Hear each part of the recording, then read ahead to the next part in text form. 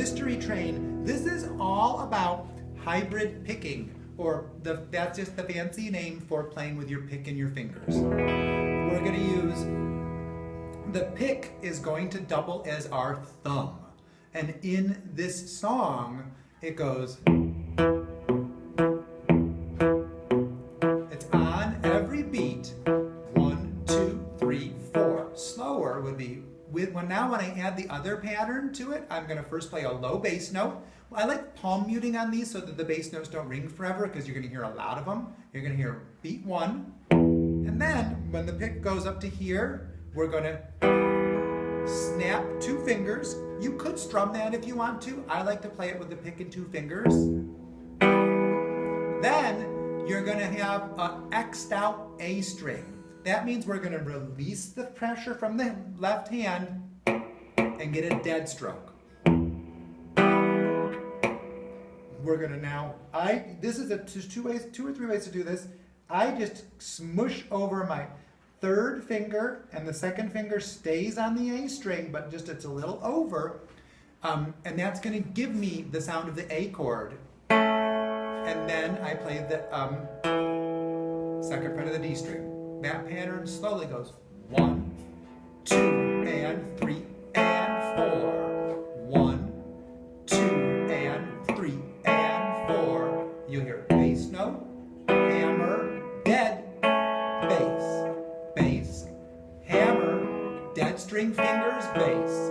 1, and 2, and 3, and 4. I'm going to do 2 more. 1, and 2, and 3, and 4, and 1, 2, and 3, and 4. One more. 1, 2, and 3, and 4. When that gets fast, it sounds like this.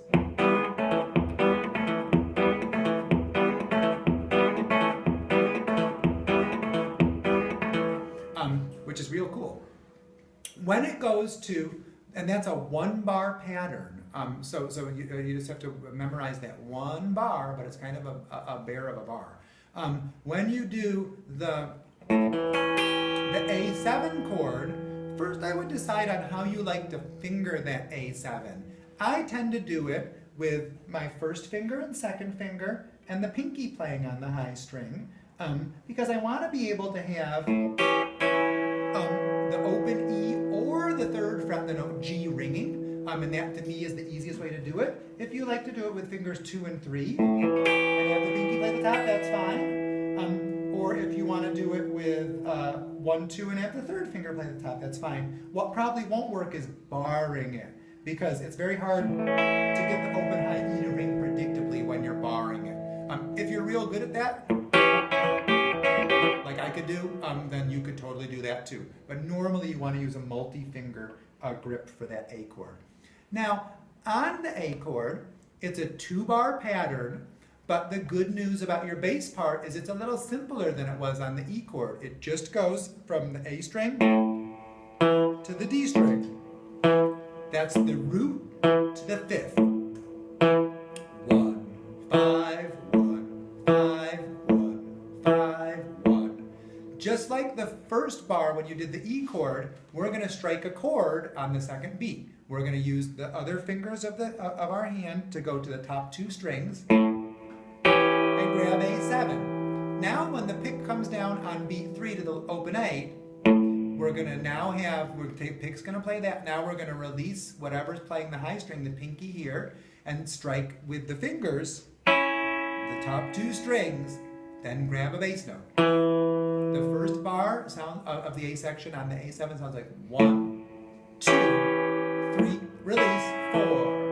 1, 2, 3, and 4. I'll do 2 more.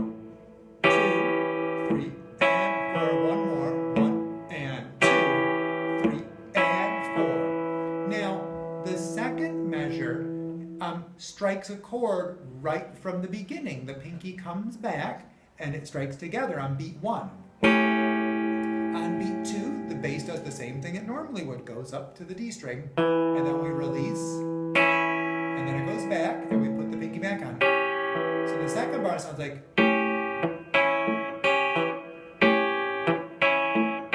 or together, bass finger, pick.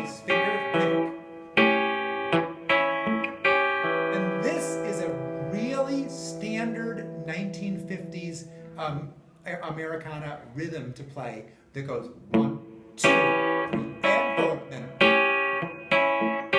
going then together. I'm going to play it nice and slow 4 times in a row. 1, 2, 3, and 4. 1, 2, and 3, and 4, and 1, 2, 3, and 4. 1, 2, and 3, and 4. 2 more times. And the grand finale.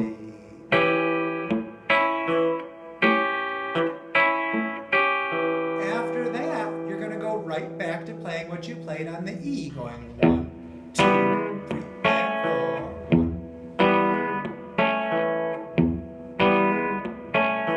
4. Then you go right back to the A, just what you just did before. And again.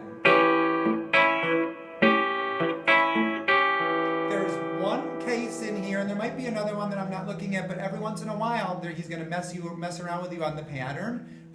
And if you look at the 3rd line down, when it goes to the A, if I if I count down from the top 1, 2, 3, 4th line down, the A sounds like this. It goes 1, 2, 3, and 4. Then it goes. Then here.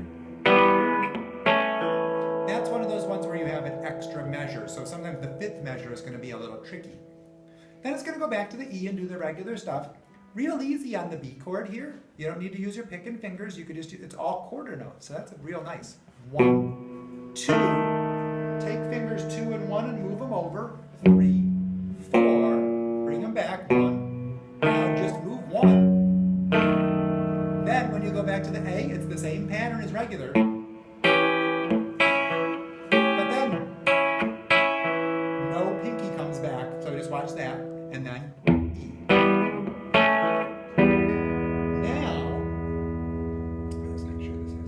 Good. What I'm going to do is I'm going to play through the first page. Okay? I'm going to stop this thing though because it's going to go over.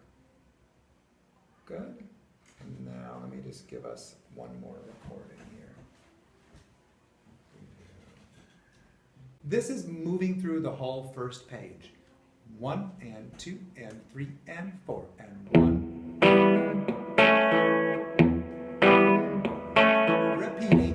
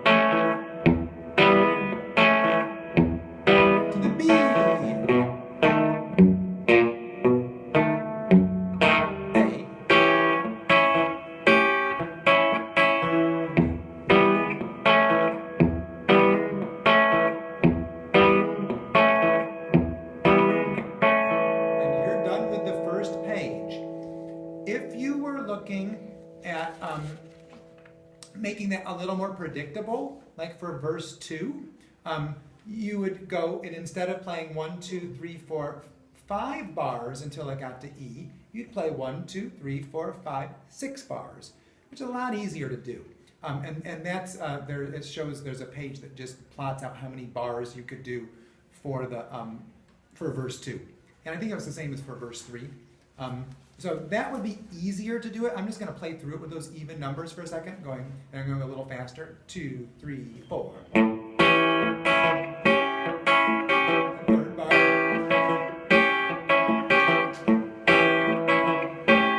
To the E chord. Second bar.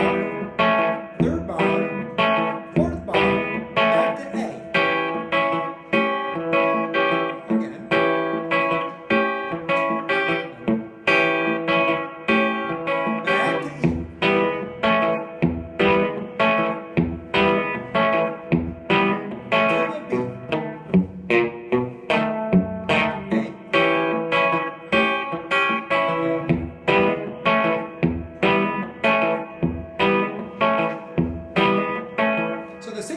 phrasing could make it a little bit easier to deal with, if that's doable. Here is a quick go through on the solo, just so you have it. But I think you guys will have your hands full with this stuff, with this regular stuff. But in case you're trying to do it, let's see if I can just sight read this. I haven't seen it in a while, but it'll give it a go. 2, 3, 4.